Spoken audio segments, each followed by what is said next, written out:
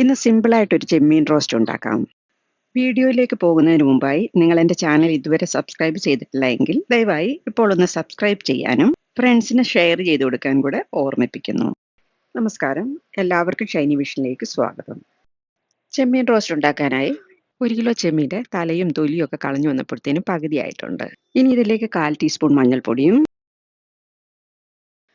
1/4 teaspoon മുളക് പൊടി, 1/2 teaspoon കുരുമുളക് പൊടി,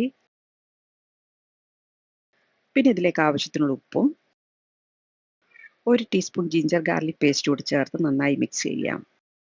കുഞ്ഞുങ്ങൾക്ക് കൂടെ കഴിക്കാനുള്ളതായതുകൊണ്ട് മുളകും കുരുമുളക് പൊടിയൊക്കെ കുറച്ചേ ചേർത്തിട്ടുള്ളൂ.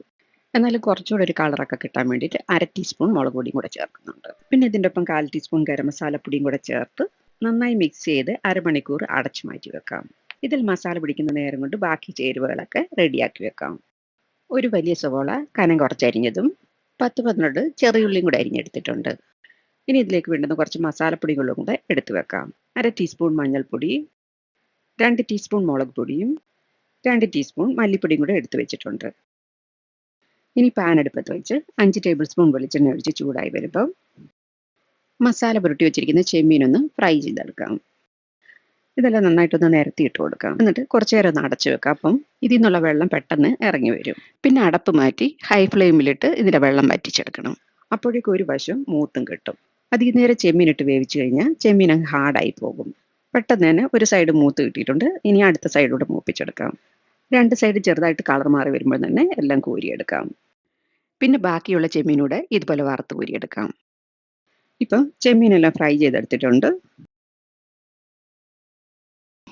ഇനി ഈ പാനിലോട്ട് തന്നെ 4 ടേബിൾ സ്പൂൺ വെളിച്ചെണ്ണ ഒഴിച്ച് നേരത്തെ അരിഞ്ഞു വെച്ചിരിക്കുന്ന സവോളയും ചെറിയുള്ളിയൊക്കെ കൂടി ഇട്ട് വഴറ്റിയെടുക്കാം.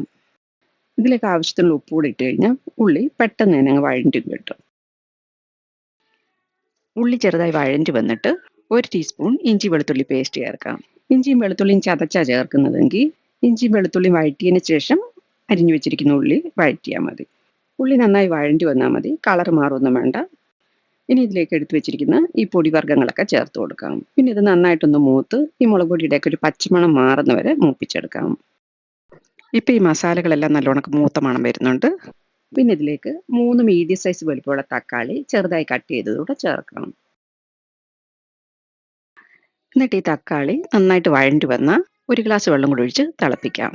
അപ്പം ഗ്രേവിയൊക്കെ ഒന്ന് തിക്കായി കുറുകി വരും. ഇനി ഇതിലേക്ക് 1 കതിപ്പ് കറിവേപ്പിലയും കൂടി ഇട്ട് മീഡിയം ഫ്ലെയിമിലാക്കി എണ്ണ തെളിഞ്ഞ് വരുന്നവരെ അടച്ചു വെച്ച് തിളപ്പിക്കാം. ഇപ്പം എണ്ണ തെളിഞ്ഞ് ഗ്രേവി കുറുകി വന്നിട്ടുണ്ട്. ഇനി ഇതിലേക്ക് 1/4 ടീസ്പൂൺ ഗരം മസാലപ്പൊടിയും കൂടെ ചേർക്കാം. ഞാനിതിൽ കുറച്ച് ഗരം മസാലപ്പൊടിയേ ചേർക്കുന്നുള്ളൂ. ഈ ഒരു സമയം ലോ ഫ്ലെയിമിലോട്ടാക്കിയിട്ട് വറുത്ത് വെച്ചിരിക്കുന്ന ചെമ്മീനൂടെ ഇതിലോട്ട് ചേർക്കാം. ഇനി ഇത് നന്നായി മിക്സ് ചെയ്യാം. ചെമ്മീൻ്റെ എല്ലായിടവും നന്നായിട്ട് മസാലയാകുന്ന പോലെ ഇളക്കി കൊടുക്കാം. ടേസ്റ്റ് ചെയ്ത് നോക്കിയപ്പോൾ ഉപ്പ് കുറച്ച് കുറവ് തോന്നുന്നുണ്ട്. അതുകൊണ്ട് കുറച്ചുകൂടി ഉപ്പ് ഇട്ട് കൊടുക്കുന്നുണ്ട്. ഇനി ലോ ഫ്ലെയിമിൽ തന്നെ 2-3 മിനിറ്റ് അടച്ചു വെക്കാം. അപ്പം മസാലയൊക്കെ ചെമ്മീനുള്ളിലോട്ട് പിടിച്ച് എരിവും പുളിയൊക്കെ ഉള്ള ചെമ്മീൻ റോസ്റ്റ് റെഡിയാകും.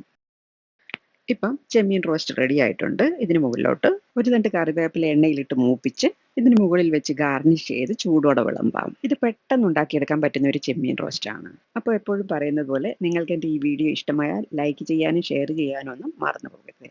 Thank you.